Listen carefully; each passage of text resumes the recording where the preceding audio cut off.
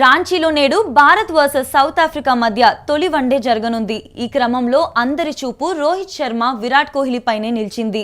3 మ్యాచ్ల వన్డే సిరీస్లో భాగంగా ఆదివారం తొలి వన్డే జరగనుంది.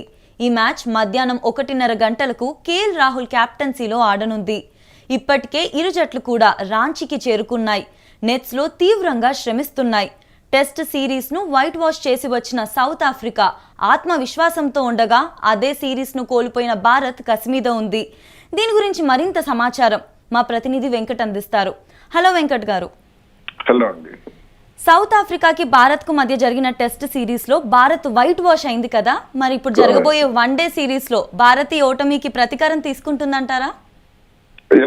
దాక్షిణి గత కొంతకాలంగా అంటే ఈ టెస్ట్ సిరీస్ లో ఓటమిపై గత కొన్ని రోజులుగా కూడా టీమిండియా తీవ్ర విమర్శలు ఎదుర్కొంటుంది. ముఖ్యంగా అంటే స్వదేశంలో ఓడిపోవడం గత ఏడాది కాలంగా న్యూజిలాండ్ తో కానీ, ఆ తర్వాత ఇప్పుడు జరిగినటువంటి సౌత్ ఆఫ్రికా సిరీస్ లో కానీ, ఇటీవల జరిగినటువంటి సౌత్ ఆఫ్రికా సిరీస్ లో కానీ భారత్ ఓడిపోవడంపై తీవ్ర స్థాయిలో విమర్శలు ఉన్నాయి. మాజీ క్రికెటర్లు కానీ, అలాగే అటు క్రికెట్ అభిమానులు కూడా తీవ్ర స్థాయిలో విమర్శిస్తున్నారు. జాతీయ మీడియా కూడా ఎప్పుడూ లేని విధంగా టీమిండియా యాజమాన్యంపై తీవ్ర స్థాయిలో విమర్శలు చేస్తూ వస్తుంది. కాబట్టి ఇప్పుడు సిరీస్ విషయంలో భారత్ అత్యంత ప్రతిష్టాత్మకంగా తీసుకుంది.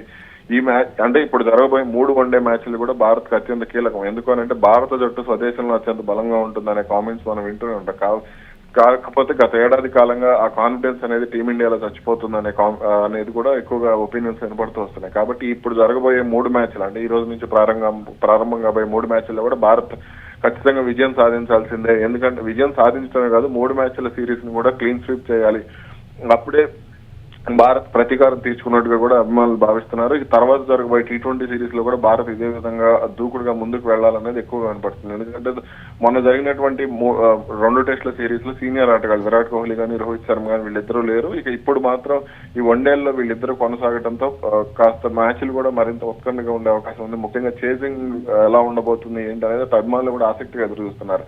అయితే సౌత్ ఆఫ్రికా కూడా టెంబా బౌమా నేతృత్వంలో బలంగానే కనపడుతుంది. కాబట్టి ఖచ్చితంగా ఈ మ్యాచ్లకు సంబంధించి సౌత్ ఆఫ్రికా కూడా ఖచ్చితంగా అంటే ఒక పక్క ప్రణాళిక ప్రకారమే బరిలోకి దిగుతుంది. ఎలాగైనా సరే వన్డే సిరీస్ కూడా గెలవాలని మంచిగా పట్టుదల మీద ఉంది. కాబట్టి ఖచ్చితంగా ఇప్పుడు భారత్ అయితే చెమటొట్టాల్సిన పరిస్థితి ఏర్పడిందని చెప్పుకోవచ్చు. ఇక ఈ 3 మ్యాచ్లకు సంబంధించి జట్టు కూర్పు కూడా ఇక్కడ అత్యంత కీలకంగా ఉంది. తుది జట్లో ఎవరు ఉండబోతున్నారు ఏంటనేది కూడా ఒక ఇంత ఆసక్తిని రేపే అంశం.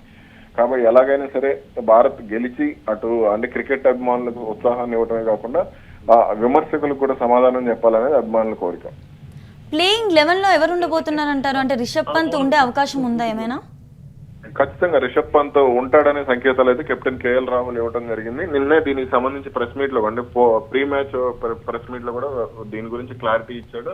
ప్రస్తుతానికైతే ప్లేయింగ్ లెవెల్ రిషబ్ పంత్ ఉంటే మాత్రం అతను వికెట్ కీపర్ గా ఉండే అవకాశం ఉంది. ఇక కేఎల్ రాహుల్ గత టెస్ట్ సిరీస్ మాదిరిగానే ఫీల్డింగ్ లో ఉండే అవకాశం ఉంది. కాబట్టి ఖచ్చితంగా రిషబ్ పంత్ తీసుకోవచ్చు. ఎందుకంటే అతను కూడా మంచి ఫామ్ లోనే ఉన్నాడు. అయితే మొన్న విఫలమైనా సరే రిషబ్ పంత్ మంచి ఫామ్ లోనే ఉన్నాడు. కాబట్టి ఖచ్చితంగా ఈ మ్యాచ్ కి సంబంధించి అంటే ఈ 3 మ్యాచ్లు ఉండేది. గత కొంతకాలంగా కూడా అతను వన్డేలు ఆడలేదు. కాబట్టి ఈ మ్యాచ్ లో ఖచ్చితంగా అతన్ని తీసుకునే అవకాశాలే కనపడుతున్నాయి. మరి ఇక తుది జట్టులో ఎవరు ఉండబోతున్నారు ఏంటనేది మరి కొన్ని గంటల్లో తేలిపోనుంది.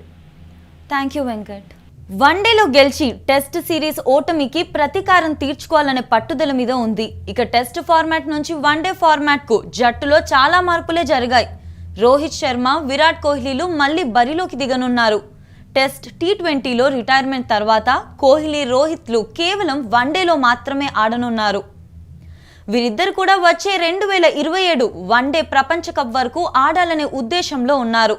ఆ దిశగా ప్రణాళికలు సిద్ధం చేసుకున్నారు.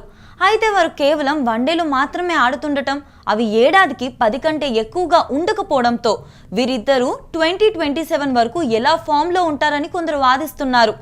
అయితే 2027 వరల్డ్ కప్ నాటికి కోహ్లీ, రోహిత్లు 2 IPLలు ఆడతారు.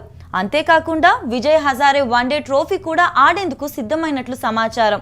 ఇక భారత్ తరపున అడపదడప జరిగే వన్డే సిరీస్లను కూడా ఆడనున్నారు. ఆస్ట్రేలియాతో జరిగిన వన్డే సిరీస్లో రోహిత్ శర్మ 1 సెంచరీ, 1 అర్ధ సెంచరీతో అత్యధిక పరుగులు చేసిన ప్లేయర్గా నిలిచాడు. తొలి 2 వన్డేలోనూ విఫలమైన కోహ్లీ 3వ వన్డేలో అర్ధ సెంచరీతో ఫామ్లోకి వచ్చాడు. రాంచీలో భారత్కు మంచి వన్డే రికార్డు ఉంది. 6 మ్యాచ్ల్లో టీమిండియా 3 గెలిచి 2 ఓడిపోయింది. 1 మ్యాచ్ డ్రాగా ముగిసింది. 2022లో దక్షిణాఫ్రికాతో జరిగిన వన్డేలో భారత్ ఇక్కడ ఒకే 1 వన్డే ఆడింది. ఆ వన్డేలో భారత్ 7 వికెట్ల తేడాతో గెలిచింది. అయితే దక్షిణాఫ్రికా ఇటీవలి టెస్టుల్లో టీమిండియాను క్లీన్ స్వైప్ చేసింది. అందువల్ల ఈ సిరీస్ భారత్ జట్టుకు కష్టతరమైందే అవుతుంది.